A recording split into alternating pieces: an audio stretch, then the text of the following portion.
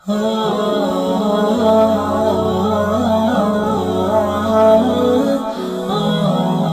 بھائی اسپیچز سبق آموز واقعات اصلاحی بیانات دنیا و آخرت کو خوبصورت بنائے۔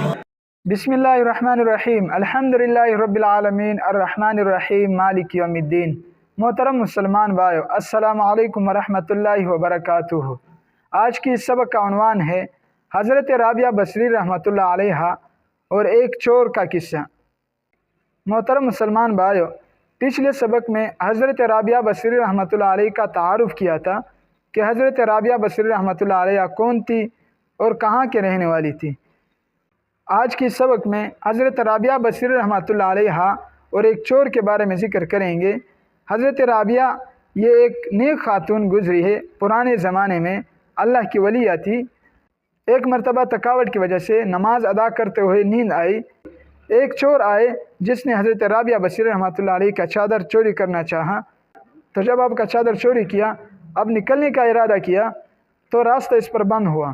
اسی طرح ہرس میں بار بار چادر اٹھاتا اور ادھر سے راستہ اس پر بند ہو جاتا۔ تو آخر کئی مرتبہ ایسا کرنے سے غیب سے ایک آواز آئی کہ اے چور، تم کیوں اپنے آپ کو ہلاک کرنا چاہتے ہو؟ تم ایک ایسا چادر چوری کرنا چاہتے ہو جس کی مالکہ نے کئی برسوں سے خود کو میرے حوالے کیا ہے۔ یہ سن کر وہ چور ڈر گئے اور اس چادر کو اپنی جگہ پر رکھ کر نکل پڑے۔ اسی طرح ایک اور واقعہ بھی ہے، حضرت رابعہ بصری رحمۃ اللہ علیہ اور دو مہمانوں کا قصہ۔ دو بھوکے بندے حضرت رابعہ بصری رحمۃ اللہ علیہ کے پاس آئے اور یہ خیال کیا کہ حضرت رابعہ ہماری مہمان نوازی کر لے گی۔ تو اسی وقت حضرت رابعہ بصری رحمۃ اللہ علیہ کے پاس صرف 2 روٹیاں تھیں، تو آپ نے وہ 2 روٹیاں ان کے سامنے رکھ لی۔ اسی اثناء میں ایک سائل آئے جس نے سوال کیا، تو رابعہ بصری نے وہ 2 روٹیاں اٹھا کر اسی سائل کو دے دی۔ تو اب وہ مہمان حیران ہوئے کہ اب یہ کیسے، پہلے ہمارے سامنے رکھ لیے، پھر وہ روٹیاں اٹھا کر اب سائل کو دے دیے۔ اسی دوران ایک کنیز آئی جس نے گرم روٹیاں آپ کے پاس لائی اور یہ کہا کہ یہ میری مالکہ نے بھجوائی ہے کہ رابعہ بصری کو دے دینا۔ رابعہ بصری نے جب وہ روٹیاں گنی تو روٹیاں 18 تھیں۔ آپ نے کنیز سے کہا کہ یہ روٹیاں میرے لیے نہیں ہوگی، کسی اور کے لیے بھیجی ہوگی۔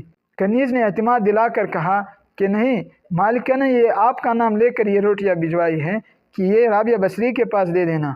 تو بار بار اصرار کے بعد آپ نے یہ روٹیاں واپس کر دی۔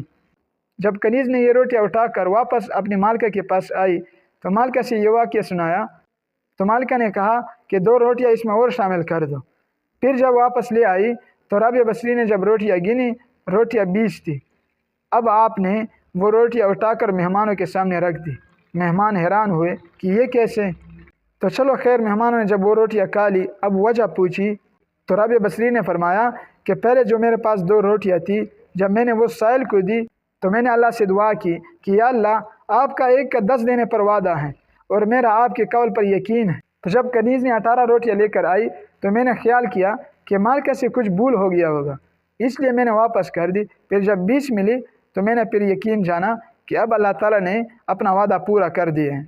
تو میرے محترم مسلمان بھائیو، ہمیں بھی اللہ پر توکل اور یقین کرنا چاہیے، پھر جا کے اللہ پاک ہماری دنیا اور آخرت کے کام کو سدھارے گا۔ وآخر دعوانا ان الحمدللہ رب العالمین۔